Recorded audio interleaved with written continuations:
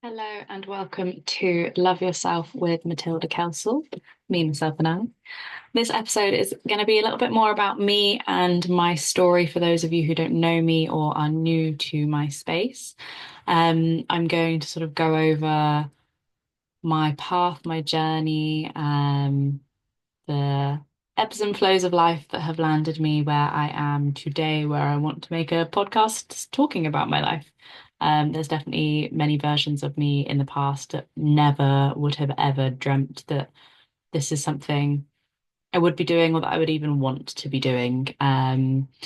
So yeah, it feels like a nice opportunity to reflect and to share a little bit more about me and who I am.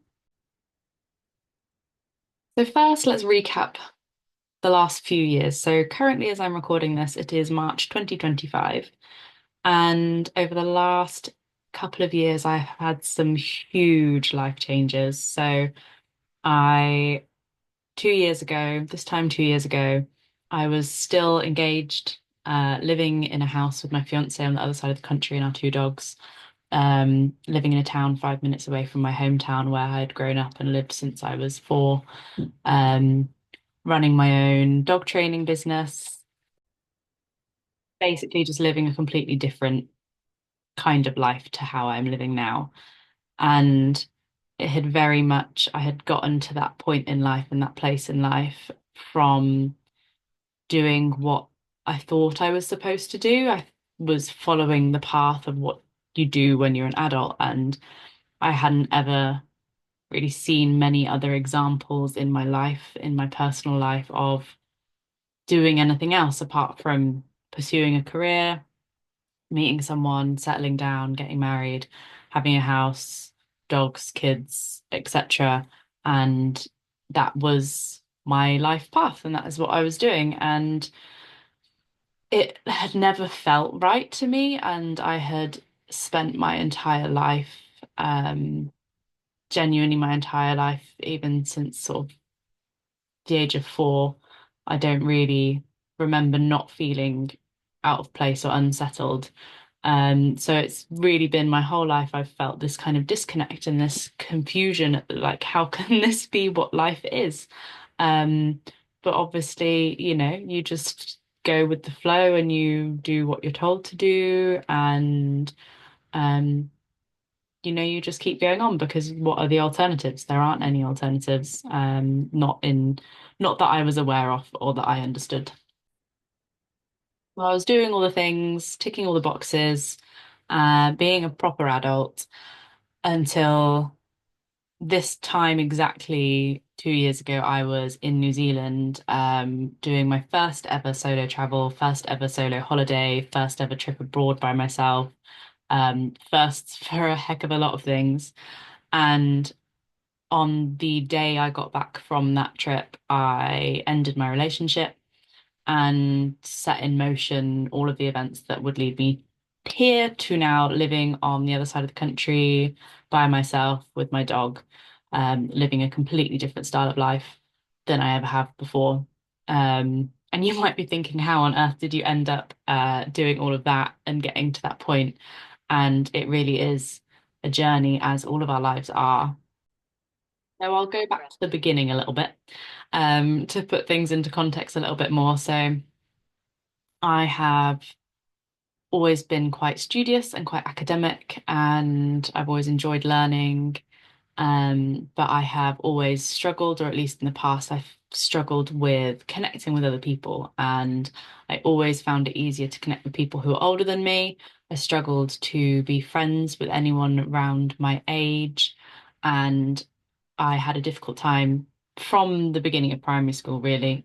So I never enjoyed the schooling system. I struggled with friendships. I struggled with female relationships. Um, it was not an enjoyable time. I know some people enjoy their school time, but that was not my experience. Obviously, there were moments where I had fun and enjoyed it, and I have some positive memories from those times. But for the most part, I just felt so out of place. I felt so disconnected. I didn't know who I was or how to be myself. And it yeah, it has, I don't regret any of it, and I don't sit in the pain of it because it's what got me to where I am today and to become who I am today. So I have no regrets in that regard, but it's definitely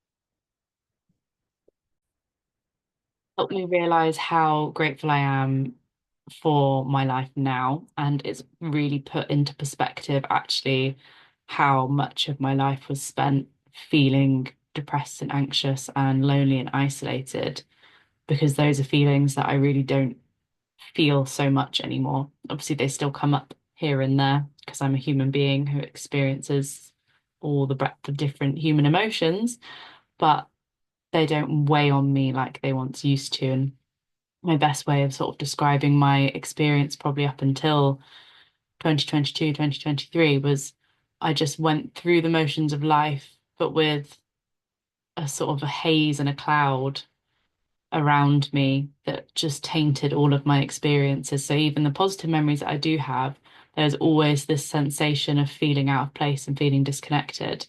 And there were so many times where I just felt like I wasn't supposed to be here. Like it didn't feel right for me to be here. And I've now since realized that was just literally me trying to tell me and communicate to me that I wasn't living a life that was mine and I wasn't living my life for me. But again, because I had no other examples to base anything on, I just thought that there was something wrong with me. Like I didn't see it as there being anything other than I've got a mental health condition or, something like that.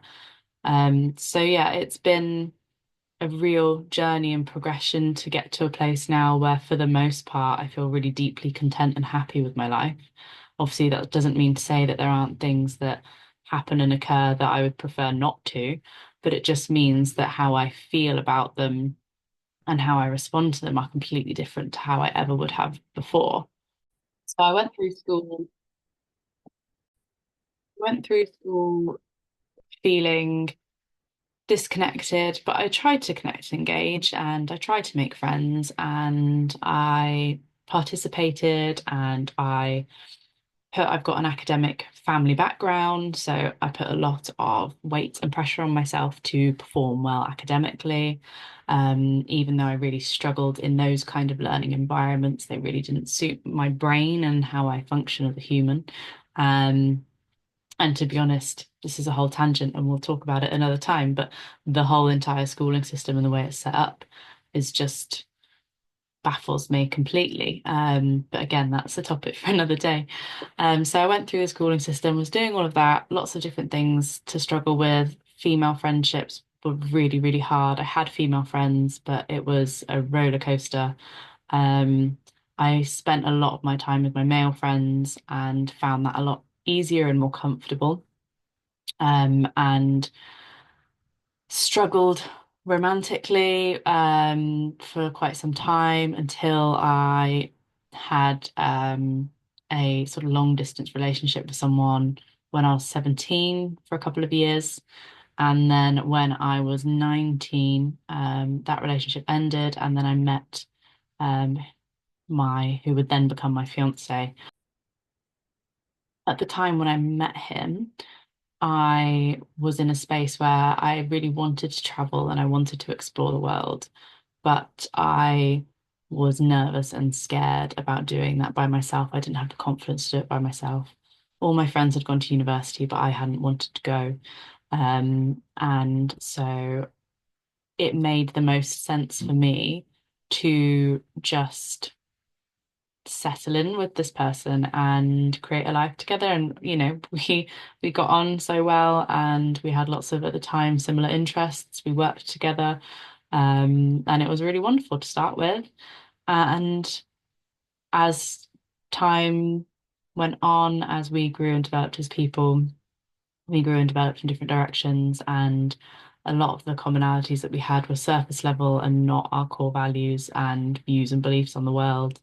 But it was easier to stay than it was to leave because I was so anxious and depressed and out of touch with myself, and I didn't trust myself, and I didn't even know who I was, to be honest with you. Like, if someone had asked me who I was, I would have blended my personality in with my work and my relationships, and I wouldn't have been able to say who I was without those things. I was very career driven because me and my previous partner, my fiance, were planning on opening up our own restaurant together. So the goal was to climb the management ladder within the hospitality industry and open our own restaurant together. He had a son, so I was a stepmom from the age of 19. We had two dogs together. We were living in a house, growing our own veg in the garden, doing all those things that once upon a time were my dream life. And then until it got to a point where I just had this feeling and this sense that it just wasn't right for me, and I couldn't keep doing it anymore. And it was going to New Zealand and having that experience of being independent and being on my own and having to be the one to make all of the choices by myself, because I always deferred responsibility for making choices onto other people. I was always so anxious about the outcome of the choices I was making that I wouldn't make any choices at all. And at the time, I didn't realize that not making a choice is still making a choice. Um, and so having to go and be in a country on the other side of the world completely by myself obviously put me into so many different environments and situations where I just was the one that had to make all the choices and own those choices. And it was so liberating and freeing, and um, one of the best experiences of my life. And I know at some point, even without that trip, I would have landed where I am today. But I definitely feel that that trip was such a catalyst for me having the confidence to come home and make those choices to start a new life for myself. So yeah, so I came back and ended that relationship. Luckily, we had ended very amicably as friends, which I'm really grateful for, because I'm really grateful for the time that we had together. That doesn't, where I am now doesn't change that. Um, and then yeah, realized that I didn't feel like the old version of myself anymore. And because I was living in and around and working in and around my hometown where I'd known people since I was 4 or 5 years old, I was still being treated as those versions of myself that people had known for so long. And I wasn't being allowed the room to grow and to develop.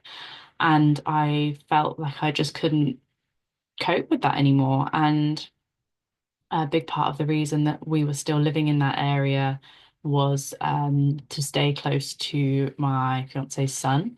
And with that no longer being something that I needed to be conscious of, I decided to move to the Lake District. And you might be wondering why the Lake District. I've been coming to the Lake District since I was a baby, and it's always held a really special place in my heart. The mountains, the lakes, being out in nature, it's so special and important to me, and it's where I've always felt most at peace and most at home. So, with no contacts or connections really up here, not properly, no family or friends up here. I used to live down in the southwest, so it's literally the other side of the country. I started putting feelers out for being able to move up here, and had a couple of opportunities to sort of move nearby, potentially sort of stay temporarily with some people. It's the beauty of social media, people that I'd met through social media. Those fell through, and I ended up putting out an ad on Spare Room, and managed to get a room where I could work for rent, because at the time because I had been setting up and creating my business, I had a very limited income. And so I had £800 to last me for 2 months. And I managed to find this place where I could work for rent, and basically just began packing up my life, and then moved up to Cumbria and Yeah, it's been a wild ride from there. The last 2 years, there's some things that have happened that I just look back on and I can't believe it. But I think I'll probably save that for maybe the next episode.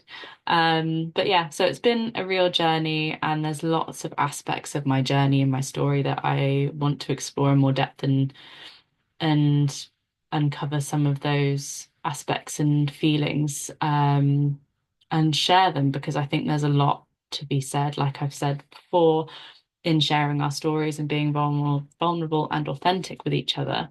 Because so many of us are experiencing similar things, but I think we're experiencing them in isolation.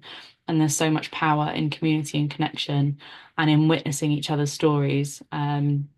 So yeah, I'm gonna just, as and when it feels right and I feel called to share those parts of my journey and my story. And then if you have got any reflections or if you are resonating with any aspects of it and want to share those, then please do reach out with me on my social media or pop me an email. It'd be really lovely to connect with you more deeply in that way.